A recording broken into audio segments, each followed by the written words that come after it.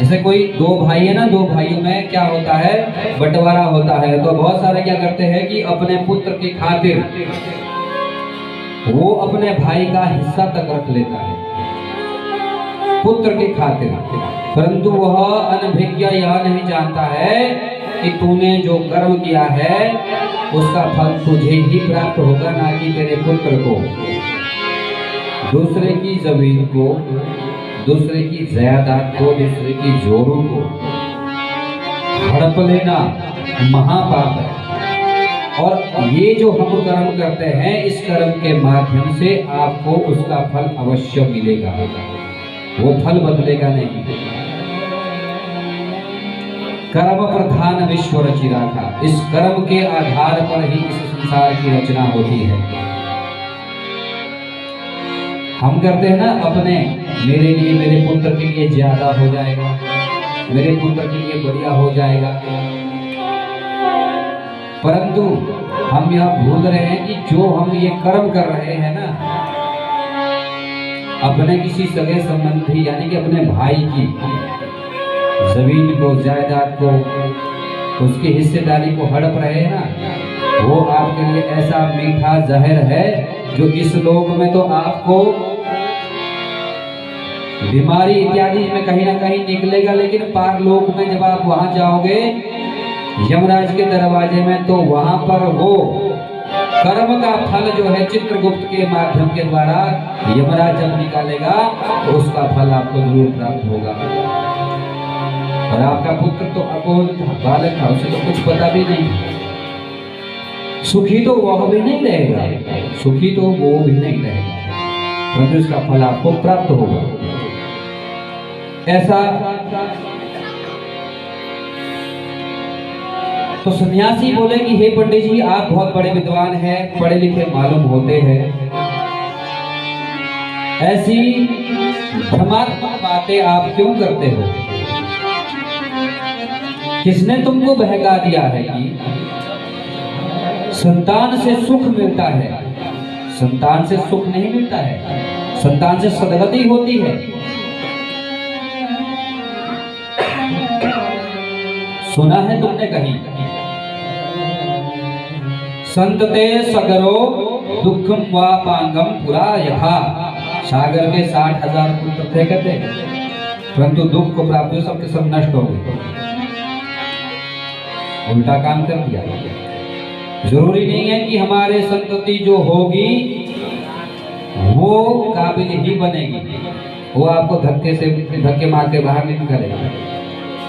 इसी वृंदावन धाम में देख लो आप, कई ऐसे आश्रम बने हुए जहाँ की वृद्ध माँ, बूढ़ी माताएं और पिता लोग रह रहे हैं। जब एक छोटा सा बालक होता है ना, तो उसको बड़ा करने के लिए, उसको सींचने के लिए माता पिता या पता नहीं क्या क्या नहीं करते हैं। वो जब बड़ा हो जाता है, अपने पैरों पे खड़ा हो जाता है, तो वही अपने माता पिता को घर से बाहर निकाल देता है, हमें तुम्हारी जरूरत नहीं है। परंतु वह ये नहीं जानता है कि जिस दिन तू पैदा हुआ था, यदि उस माता पिता ने तेरे पर वात्सल्य ना रखकर तुझे भी कहीं झाड़ी में रख दिया था कि तो तुम्हारी भी कोई जरूरत नहीं है, तो तुम भी आज यहाँ नहीं होते जहाँ पे हो। जीवन में सब कुछ कर लेना, परंतु कभी अपने माता पिता सास ससुर को घर से बाहर मत निकालना। तुम कितने भी भागवत कर लो, कुछ भी कर लो, कितना भी धन कमा लो, कितनी भी इज्जत शोहरत कमा लो, परंतु यदि तुम्हारे माता पिता तुम्हारे पास नहीं है, बुढ़ापे में तुम उनका सहारा नहीं बन सकते हो, तो धिक्कार है ऐसे जीवों के। और मैं तो वहां तक संदेश करना चाहूंगा, देना चाहूंगा उन महान आत्माओं के लिए भी जो वृद्धों की सेवा करते हैं। कई ऐसे आश्रम, कई ऐसी संस्थाएं हैं। 2016 में आगरा में सूर सरोवर में मैं कथा करने गया था, वहां हमारी कथा हुई थी आश्रम में। जब मैं उन वृद्ध माताओं को, उन पिताओं को देखा मैंने वहां पे, मेरा कलेजा फट गया। उनके लिए हमने कथा करी थी वृद्ध आश्रम में।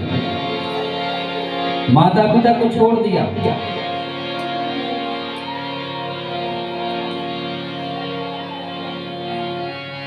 पता नहीं किस भाव से जीवन काट रहे हैं, आज मनुष्य काट रहा है। कहीं ना कहीं ये हमारी शिक्षा पद्धति की गलती है। आजकल क्या है, जो एक गृहस्थ जीवन ना, गृहस्थ जीवन में क्या है कि दोनों जो है जॉब वाले होने चाहिए। जब दोनों काम करने वाले हैं, दोनों घर से बाहर है, तो किसी ना किसी आया को या घर में बच्चों के पास के लिए रखते हैं या बच्चों को ही हॉस्टल में डाल देते हैं। तो जब ममत्व जब रहा ही नहीं आपस में, ममत्व जब आपस में नहीं रहा, जब वो बच्चा छोटे से आपके पास नहीं पलेगा, उसके अंदर वात्सल्य नहीं होगा। वात्सल्य को माता अपने बच्चे में उड़ेलती है, वात्सल्य के रस से उसको सींचती है। जब वो नहीं रहता है तो वो भी, आज आप उसे हॉस्टल में डाल रहे हो, तो आने वाले समय में आपको वृद्धाश्रम में डालेगा। राधे राधे बोलना पड़ेगा। तो कहते हैं कि संत कह रहे यदि कि आपका पुत्र यदि कुपुत्र निकल गया तो वो दुख का कारण होगा। पुत्र से कभी सुख प्राप्त नहीं होता है कहते। तो पंडित जी कहते हैं कि आप क्या जानो बैरागी बाबा, डोल रहे इधर से उधर, आप क्या जानो पुत्र का सुख या पुत्र का मोह। मुझे तो